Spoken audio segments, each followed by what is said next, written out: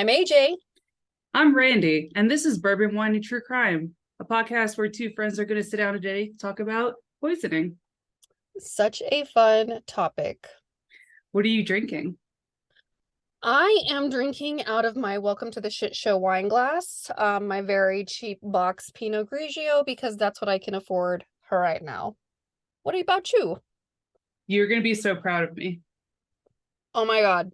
What are you drinking? Wine. I'm so proud of you.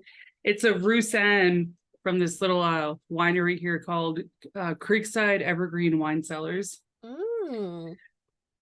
Very nice. Very nice. And I could do the engagement ring thing. Yes. So excited. Clearly we're missing our third friend, Sunny. She is working her butt off still, and she'll be back next week with us, and the three amigas will be back together again. Yeah, she is. Can't stop, won't stop. She's that hardworking. You just can't. Literally cannot stop her. No. You just can't. No. She's but like today, that. Oh God. No, sorry. So I don't know what you're covering, but you asked me to talk about arsenic. I did indeed. And this is probably the funniest Wikipedia page I've seen, because first it has a flyer that looks like it's from the early 1900s. It says, a woman's face is her fortune. Dr. Sims arsenic complexion wafers. Mm-hmm. Yeah, okay. That was a thing. Yeah. That was a thing. So arsenic poisoning is, I'm just going to read this because I think it is so silly. Arsenic poisoning is a medical condition that occurs due to elevated levels of arsenic in the body. You don't say.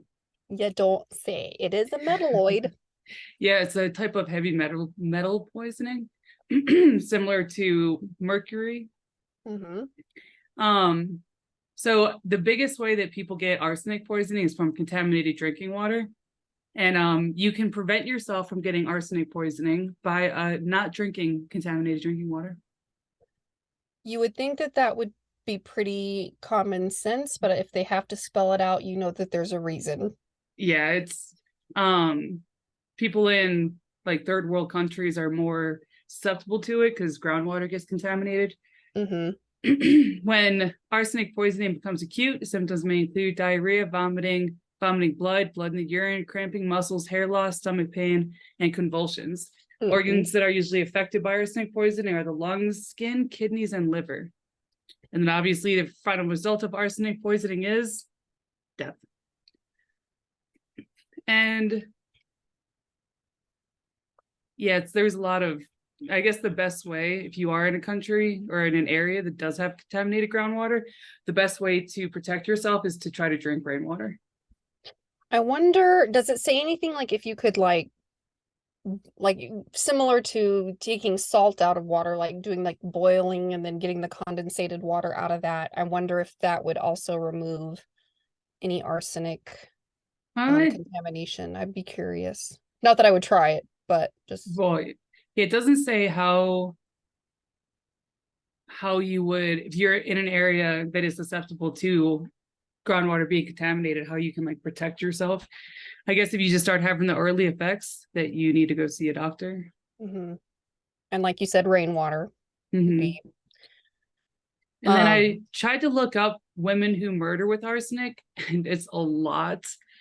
But what surprised me was a lot of I'm not going to go into too many details because it would be like a whole nother episode.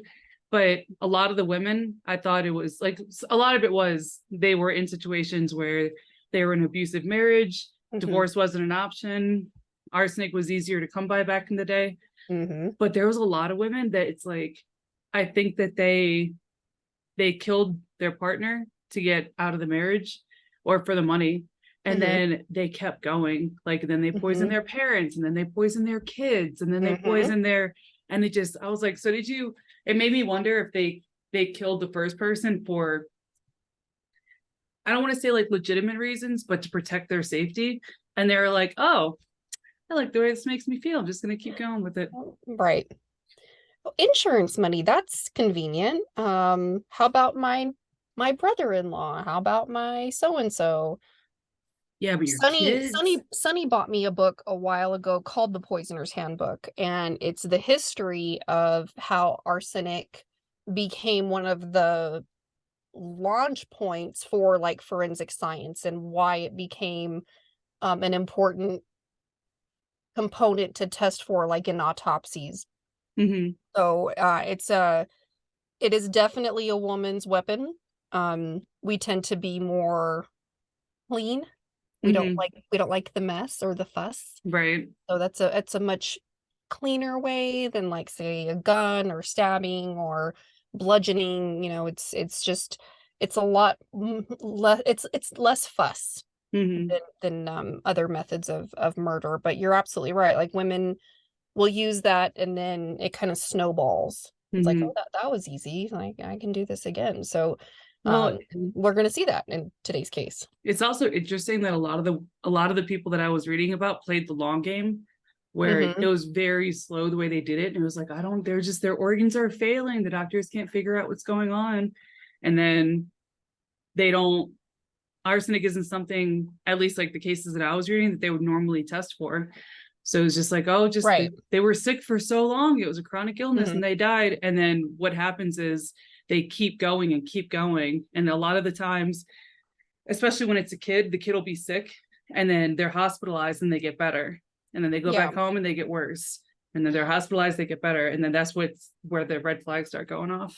And it's almost and listeners, forgive me if I'm getting this wrong, and I wish Sunny, she would definitely know this, and you might know this, but I think it's like Munchausen by proxy is when your child or your husband is sick, and then you're receiving like all the sympathy and like, oh, you're the caregiver, and oh, my child is like in the hospital, and so Yeah. you're receiving money, you're receiving attention, you're receiving elevated concern, and like you're kind of getting this recognition for such a wonderful caregiver you are, and oh my, and then you lose a child and oh the Mm-hmm. grief you must be going through, and so that it is kind of this like they get sick and then they get better and then they get sick and then they get better, and it's just this like this cycle of abuse that's just that eventually either leads to death or it leads to just horrific health conditions. But There was that I want to say it's series. Munchausen by proxy. It is Munchausen by proxy. It was that what was her name? That mom had Gypsy Rose. Gypsy Rose. That was Mm-hmm. Munchausen by proxy, where she just, and it's crazy how much she was able to get away, like how many medical Mm-hmm. procedures that little Mm-hmm. girl had done. Well, she's an adult Oh, now. it was horrible. But they got like a house built for them. They got like Mm-hmm. trips to Disneyland. Then they had like a series of like Hurricane Katrina happened, and then like that, it was just horrific. That was just like a very sick situation. But as in these arsenic cases, you'll see that with women and mothers making their children sick because it gives them this like sense of worth and value, and like I'm look at me, and I'm that my child is so ill, and they get all of this support and attention. It's very much attention seeking and control. There's a big control and power factor where they can control the situation, and it gives them that sense of power. But like you said before, though, sometimes it starts off as, oh, like especially in the early 1900s, as a way to get out of a forced marriage or an abusive Mm-hmm. marriage or a situation where a woman didn't have the ability to leave that, and then they resorted to arsenic poisoning, and then like you said, it kind of snowballs and it Right. keeps going. And that is almost like textbook, like to what we're going to see in this case right today Mm-hmm. that we're going to cover. So perfect segue. We're going to be talking about the death row granny. So Ooh. way to bury the lead. You know what happens at the end. So we're going to talk about a woman by the name of Velma Barfield, who was born Margie Velma Bullard. Bullard? Bullard. Bullard. Yeah, that sounds right. Okay. So she was born on October 29th, 1932, in South Carolina. She was born to a very poor family in South Carolina on a small tobacco and cotton farm. She was the eldest girl of 9 children. Velma was described as very quiet, soft-spoken, and sincere. Life was very difficult for her from the beginning. Some of her siblings had died in infancy, and one was severely disfigured from polio. These were the years right after the Great Depression, so life in general was just very bleak. Their house had no electric heat and no hot water. Kids at school would often make fun of her for the clothes that she would wear and the food that she would take for her lunch, and so she felt a lot of shame throughout her childhood. She was raised in a very strict Pentecostal Christian household, and if you are not familiar with the Pentecostal faith, it is not kind to women in general. Don't cut your hair, you can't wear makeup, your hair has to be up, you're not allowed to wear pants, you have to wear dresses. It's better if you're not seen or heard. It's very patriarchal. But in a very extreme, like in a very extreme sense, very extreme. But especially Velma, back then. yeah, exactly. Yeah, tremendously. But Velma was devoutly religious, and she would kind of tune into her faith on and off throughout her life, but her underlining upbringing was devoutly Pentecostal Christian. And as you would expect, her father was a very dominant and patriarchal figure, and her mother was very submissive. Velma would become quite frustrated with her mother about how submissive she was, and she would not stand up for herself because her dad was quite controlling and violent about how he would control the family. That's surprising that she felt that way back then. Even at a young age, it said that she was very frustrated with her mom, and we're going to see that play out later on, but she did not respect her mother throughout her younger years because of how her father was. Velma was sexually abused by her father, physically abused as well. He abused her mother, and her mother's name was Lily, and Lily didn't stand up for herself. She didn't stand up for her children. She cowered to her husband. Her life of crime began pretty early when she noticed the very large financial differences between her and her classmates. She began stealing pocket money from her father to afford little luxuries, like little snacks and treats. And she began to also steal money from her classmates. But this was found out, and once her father found out, he beat her severely, and at that point in her childhood, she didn't have any further theft at that point. At the age of 16, Velma started to date a young man by the name of Thomas Burke. And Burke played baseball for some of the games that her father organized in their church. But her father didn't want Velma to date. He didn't want her to date at all before the age of 16. But she was she was rebellious in the sense that she wanted out of that house. She wanted out of that situation. And she kind of saw this as her way to get out of the house. Right. So she was like forbidden to date Thomas, but at the age of 17, they began dating again, but the conditions were that they always had to go on like a double date. They always had to be accompanied by another adult. She had to be home by 10 o'clock, and Velma, she did not like these restrictions that were being put on her. So at 17, her and Thomas secretly eloped. They get married and they run off. So at 17, she's married now, and her and Thomas, for the first 15 years, live rather harmoniously in North Carolina. They have 2 children together, and they have a relatively,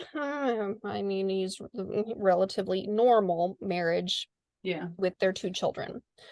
In 1962, however, Velma needed an emergency hysterectomy, which left her in constant pain and suffering from depression. And she begins to secretly abuse prescription medication to ease the pain. So she's skipping from doctor to doctor to doctor to get different prescriptions, different drugs from different doctors to ease her pain. And what I think really happened to it, and it's stated in several of the sources, is that she found that these painkillers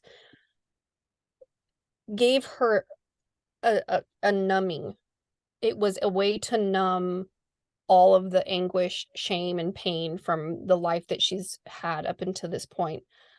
But that surgery event did lead to her abuse of painkillers. So in 1965, Thomas Burke, her husband, was involved in a serious automobile accident. Following the accident, he began to abuse alcohol and drugs heavily to deal with the severe pain and headaches that resulted from his injuries.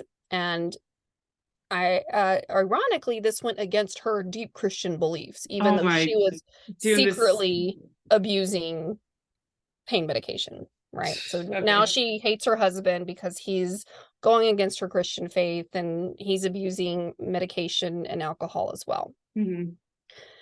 So a few years later, in 1969, Velma is running errands. The children are at school, and so weird that a cigarette drops and their house mysteriously catches on fire. Her husband, Thomas, dies from smoke inhalation, and the house burns down. Oh, shit. Okay. So she's a widow at this point. And she's still very young, 2 children. I don't do age math very well. I was a terrible waitress. I was like, are you 21? Cool. Great. You said this is the 60s? So this was 1969. She was born in 1932, so she's 37? Sure. Cool. All right. Fantastic. I dropped out of high school.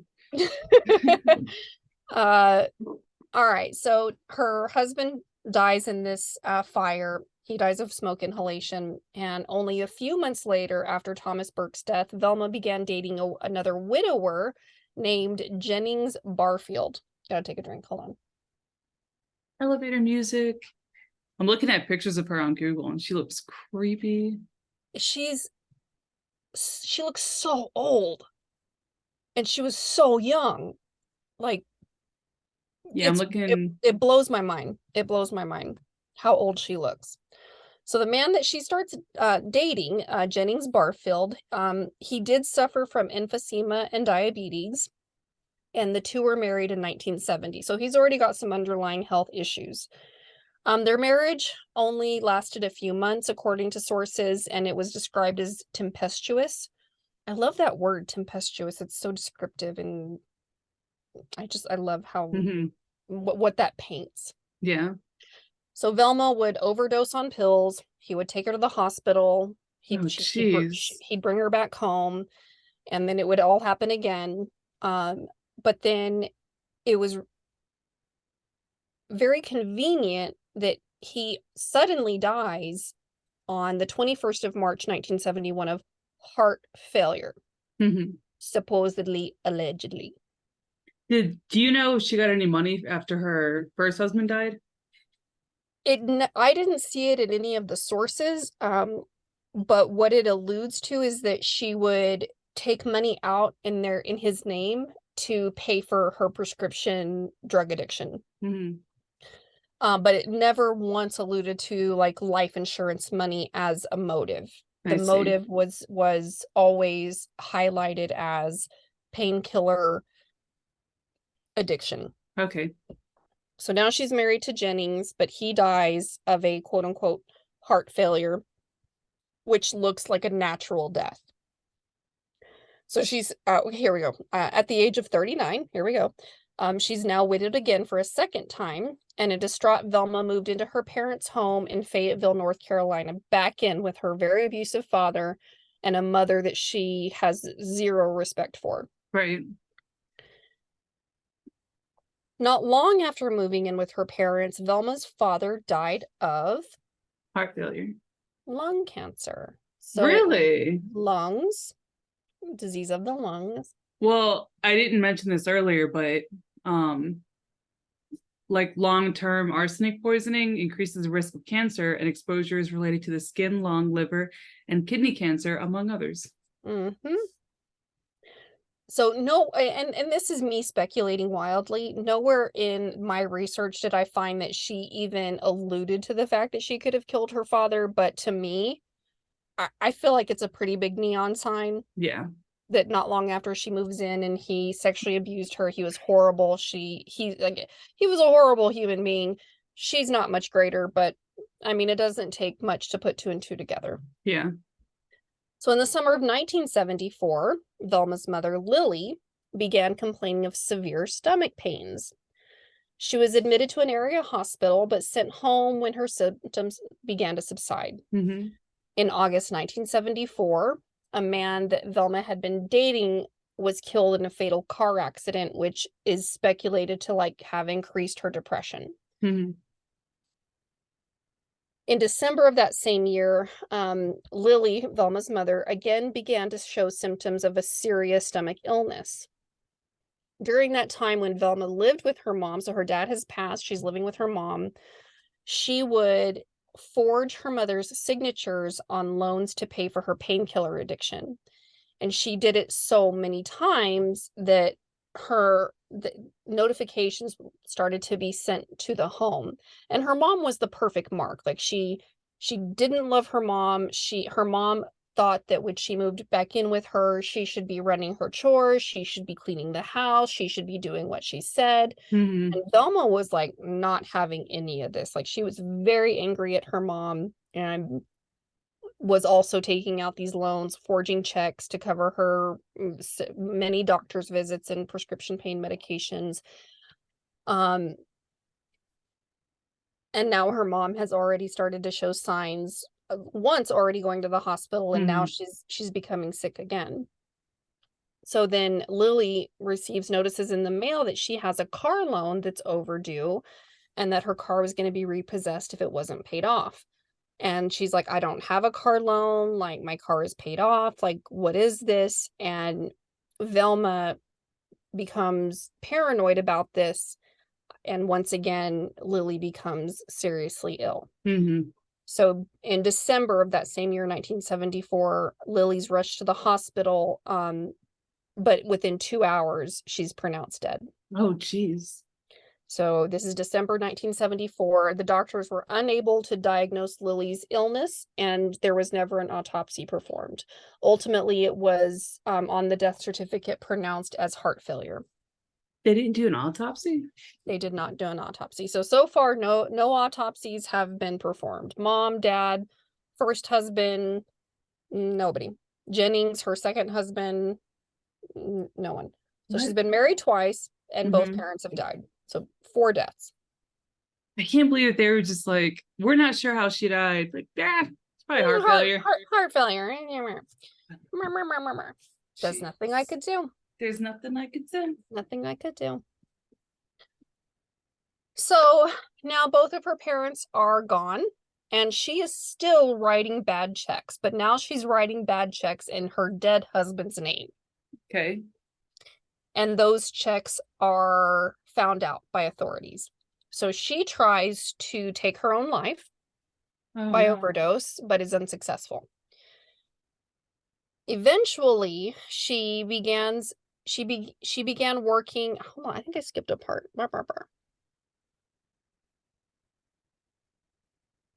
Sorry, guys.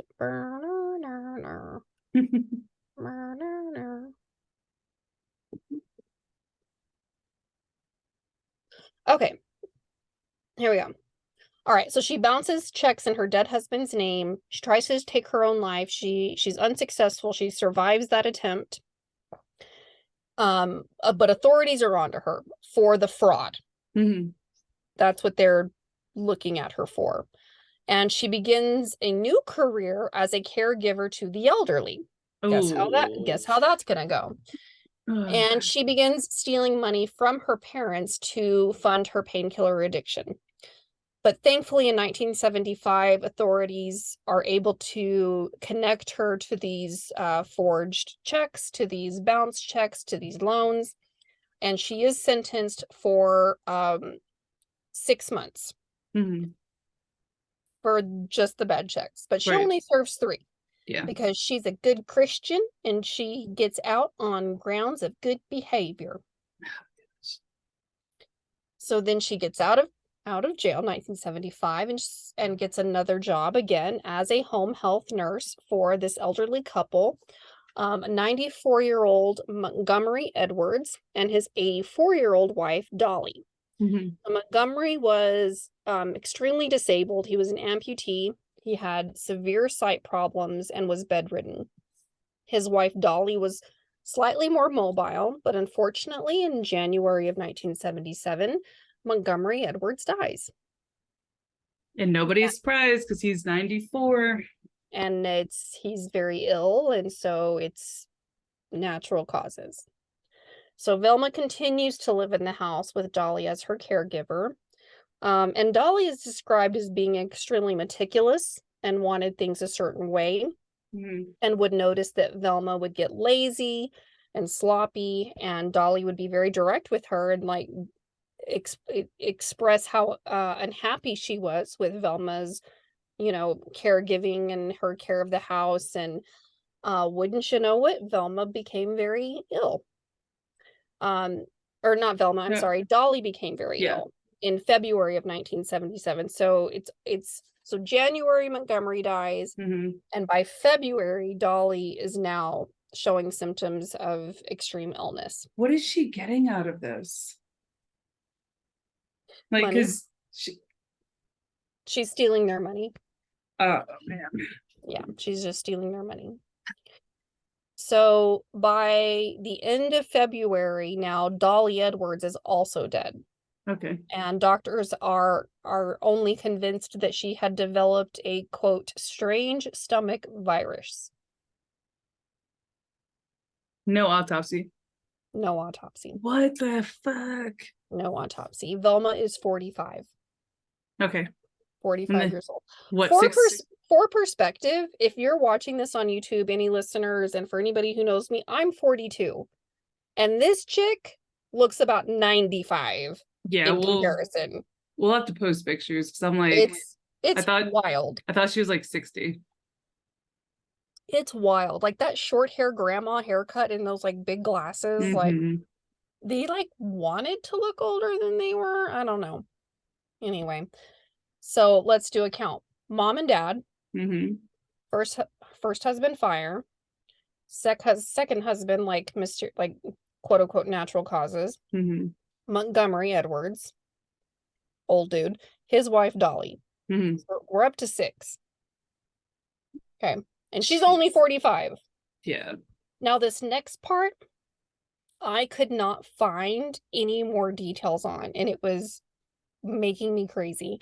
To be fair, I had like a truncated time frame, so I didn't have a whole lot of time, but I'm a pretty good researcher and I couldn't find much of anything on this. So if you can find something, or anybody listening finds something, I would love to see it, because I legitimately couldn't find anything.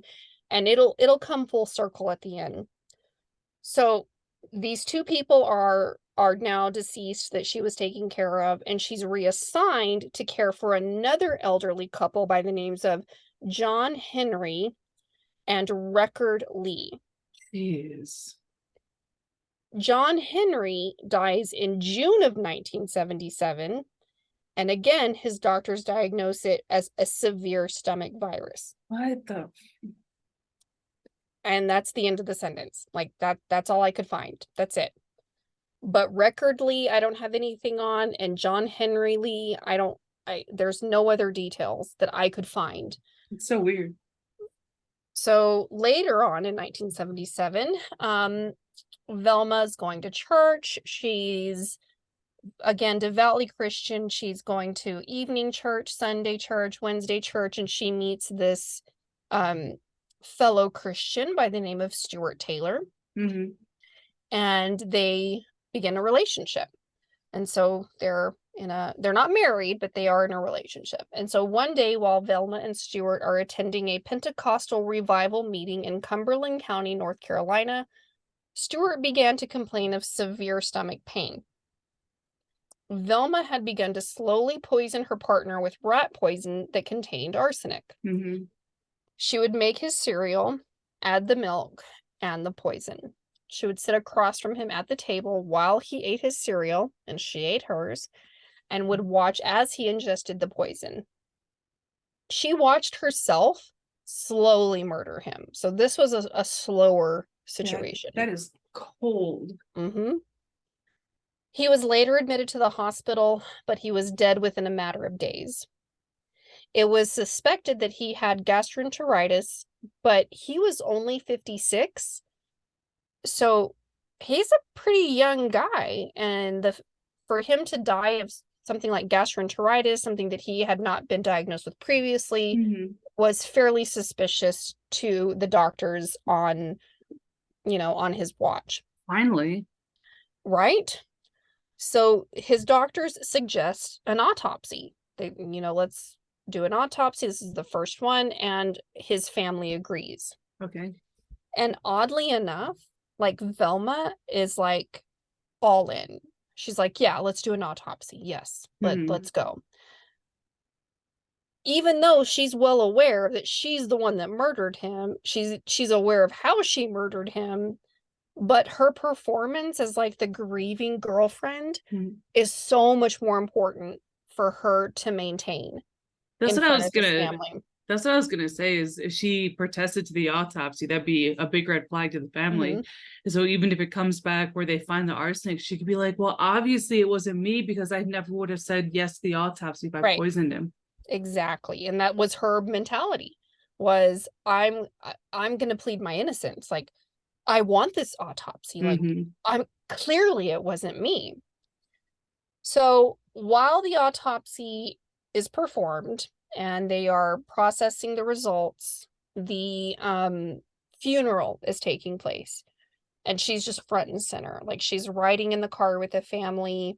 She's in the front row as the grieving girlfriend, but she's also like gaining like all of this like information and this power. Like, what are they talking about? What is the money, and what is this going on? Like, it's like Munchausen by proxy, or Munchausen, like it's this like sick psychological game for her of control and power and information. And I'm just like the grieving girlfriend, and I've already been widowed twice, and I've lost both my parents. And yeah, and of course she looks the part, and she sounds the part. Like, she's just this like your grandmother. Like, you think of your grandmother. I think of my grandmother, and I'm like, who was raised Pentecost. And it's like hard to wrap your brain around it.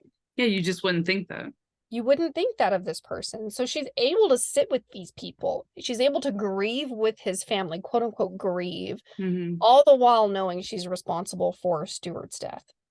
So ultimately, the autopsy would reveal that he had indeed been poisoned by arsenic, and arsenic stays in your system. It grows in your hair, it goes in your nails, and so until your hair is cut or your nails are clipped, it's going to be in your system. And it's a metal. It's going to be there. So it doesn't just like deteriorate rapidly. It's going to be there for a while. So the autopsy reveals he's poisoned by arsenic, and now the attention is finally turned to Velma.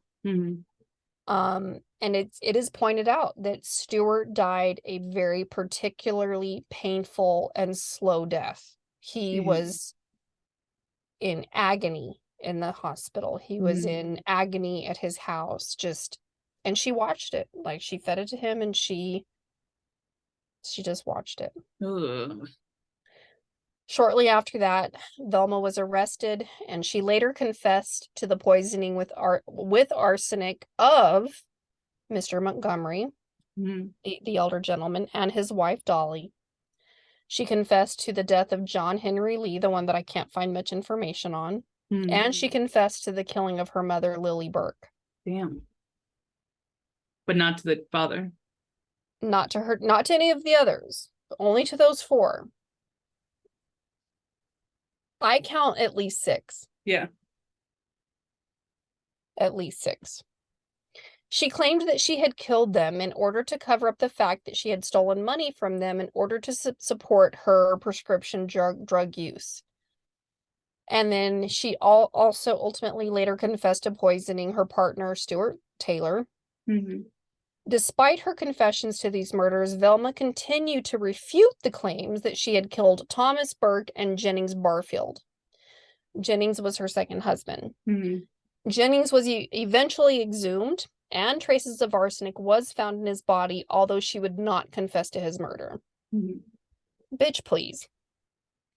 Like, you've already confessed to 4. What's the point of not confessing to the last 2? If you're such a Christian and you're like, these are my sins and please forgive my sins, Mm-hmm. like, then confess your fucking sins. Like, everything. Let's be real. Come on now.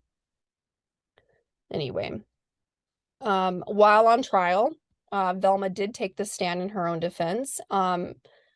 She didn't, on the stand, she didn't full out confess. What she claimed was that the deaths had just been an accident. There was nothing she could do. That she was just trying to make them very, very sick.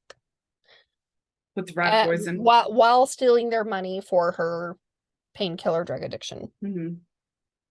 So ultimately, Velma Barfield was convicted of first-degree murder of Stuart Taylor in December of 1978. The trial jury found aggravating circumstances and recommended that she be sentenced to death. She would never be taken to trial for the other deaths, even though she did confess to officials that she did indeed murder the other 3 individuals, even though we suspect it's closer to 6. And what's really sad and really upsetting is, especially for the Edwards, Montgomery and Dolly and John Henry Lee, is that their families hired her to care for their loved ones. And they don't know how much longer they would have lived had they hired someone else. They don't know what their life would have been like.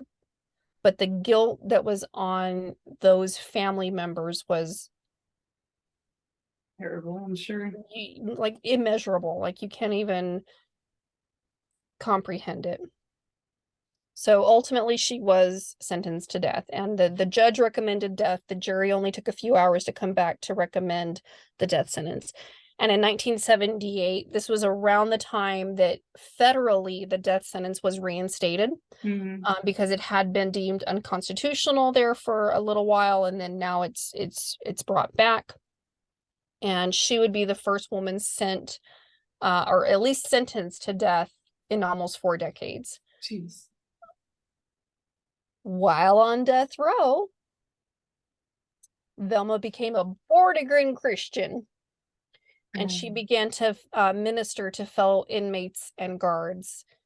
She was such a model inmate that other inmates would come to her for advice. She confessed her sins. She just really played this card of, like, I recognize that I'm guilty and that I've hurt people, and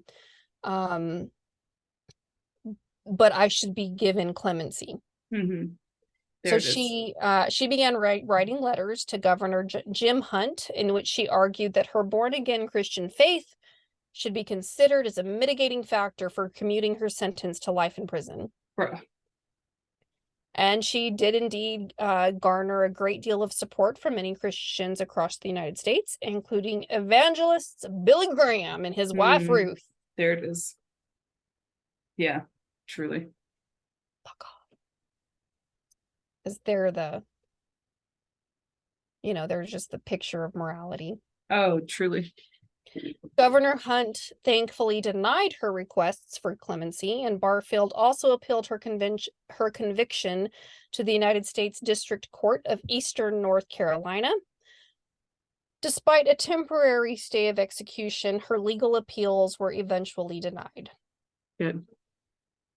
She was given the option of death by either cyanide gas or lethal injection, and she chose lethal injection. Because why would she choose cyanide when her method of death was arsenic for all of her victims? I just found that so comical. Well, lethal injection is the worst way to go. To me, it's comical. So ultimately, Velma Barfield's last meal was like a Coca-Cola and cheesy poofs.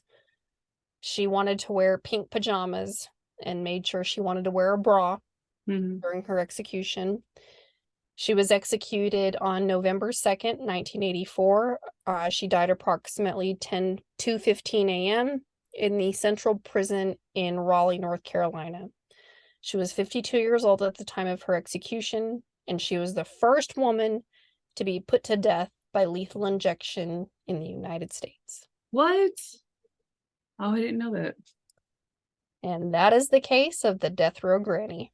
What a gross asshole. Again, your childhood is not your fault, but your adulthood is your responsibility. Yeah, you can't go around killing people just because you had a bad childhood. Because it doesn't fit your lifestyle at the time. Yeah. Like, oh, the woman that hired me to work said I'm not working, so I'm just gonna murder you. What the fuck is wrong with you? I didn't want them to die. I just wanted to make them very sick. So which is worse? You're either wanting to kill them or you're wanting to cause them extreme pain? Yeah. Because this is not like a go to sleep and then you're dead kind of death. This is No, a it's long, bad. painful, horrific way to die that you're watching them die in front of you. You're watching yourself poison them. It's horrific. It's absolutely terrible. And well, Velma Barfield. Thanks for that, AJ. That was a doozy. Welcome. You're welcome. It was a change. Like I didn't. It was a little lighter than my other case. Yeah, Ernesto was asking for sources of your other case, and I'm not gonna. Well, no, because it'll get released before then. But I forgot that you covered April Tinsley, and I was like, I'm never doing a child murder. I have yeah, these are the cases that I research and that I sink my fingers into. The psychology behind it is fascinating to me in a very morbid and twisted way, but how these people are able to like mentally do these things is just it's an aspect of humanity that I don't think that we understand yet. We try very hard. We've studied it very, very deeply. Like there's a psychologist, Dr. Carlisle, who interviewed like Ted Bundy and Manny Cortez and some other serial killers. He was very deeply trying to understand the psychology of these very horrible human beings and how they became this way. And I don't know if we'll ever understand it, but it is something that is we need to try to understand, and we need to try to recognize the signs early on. But yeah, that's the thing. I can't believe that she killed so many people and they were just like, yeah, we don't know. There's so many, like her first husband could have legitimately died in that fire, and she could have gone on to raise her two children and led a normal life. And I, again, like with her two children, I didn't find anything, and they probably rightfully so don't want to be publicly, displayed as their mother's children. But it's deeply disturbing. It's deeply disturbing, to say the least. So Death Row Granny. Death Row Granny. They can look like your grandmother, but be just as deadly as any other serial killer. Oh, there's a couple of them that are the grannies, and their fights worse somehow. Well, until next time, don't forget to like and subscribe. We have a new email address. It's bourbonwineytruecrime@gmail.com. Woo-woo-woo. So if you have case suggestions, just hit us up and then we will add it to our list. We would love to do some research. I'm a research fiend. Let me know. I go down some rabbit Sunny holes. will be with us next time. Yes, finally. We miss you, Sunny. Very much. We miss you. Come back to us. Come back. Baby, come back. All right. Till next time. See you later. Bye.